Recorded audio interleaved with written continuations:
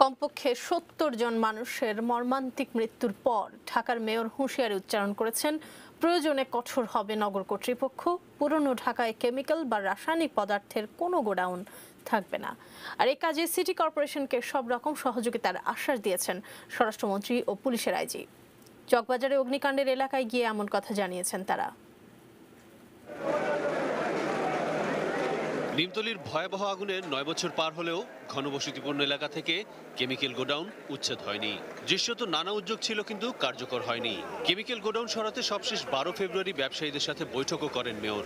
গত সোমবার সিটি কর্পোরেশনের ভ্রাম্যমাণ আদালত অভিযানও শুরু করে, কিন্তু বুধবার রাতে চকবাজারের ভয়াবহ আগুনের ঘটনা জানান দিচ্ছে বড্ড দেরি হয়ে যাচ্ছে।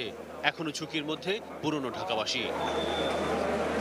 বৃহস্পতিবার দুপুর নাগাদ উদ্ধার ও আগুন নেভানোর কাজ আনুষ্ঠানিকভাবে সমাপ্ত ঘোষণা করে ফায়ার সার্ভিস কর্তৃপক্ষ। এ সময় ঢাকা দক্ষিণের মেয়র জানান, বর্তমান পরিস্থিতি সামাল দেওয়ার পরপরই কেমিক্যাল গোডাউন উচ্ছেদে তৎপর হবে সিটি কর্পোরেশন।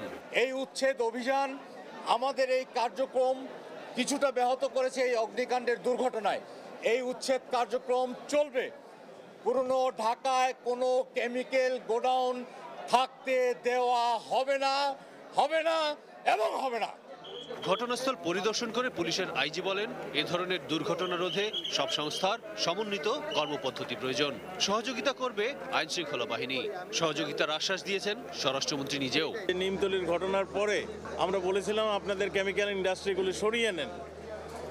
তখন আমরা দেখেছি সরিয়ে নিয়েছে, আবার এগুলো আসছে। এখন মেয়র মহোদয়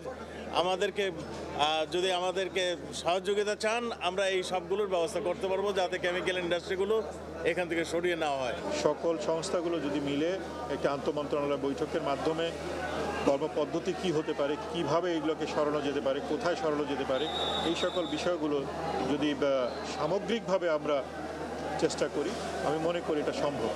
এ ধরনের মর্মান্তিক প্রাণহানির ঘটনা বারবার মেনে নেওয়া যায় না বলে মন্তব্য করেছেন মানবাধিকার কমিশনের চেয়ারম্যান। তবে সড়ক পরিবহন ও সেতুমন্ত্রী দাবি করেছেন, নিমতলির ঘটনার পর তৎপর ছিল সরকার। মানুষের জীবন রক্ষা করা সরকারের সবচেয়ে বড় দায়িত্ব। এই জন্য এই জাতীয় দুর্ঘটনা যাতে না ঘটে, সরকারটা সবচেয়ে বেশি অগ্রাধিকার দিয়ে এটা সরকারকে প্রোটেক্ট করতে হবে। এখানে দ্রুত কোনো ব্যবস্থা নেওয়া খুবই কঠিন ব্যাপার। তারপরেও সরকার কিন্তু কোনো প্রকার লেথার্জি, আলস্যের পরিচয় দেয়নি। ব্যবস্থা তখনও নিয়েছে। এবার আমরা এ ঘটনা থেকে আবারও শিখলাম। সরকারের সিনিয়র মন্ত্রী জানান, দুর্ঘটনার পর থেকেই প্রধানমন্ত্রী নিয়মিত খোঁজখবর নিয়েছেন, প্রয়োজনীয় দিক নির্দেশনাও দিয়েছেন।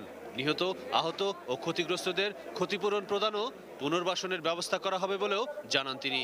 প্রয়োজনীয় মানবিক সাহায্য, ক্ষতিপূরণ দেওয়া হবে। Arif Jamal, ATN news, Dhaka.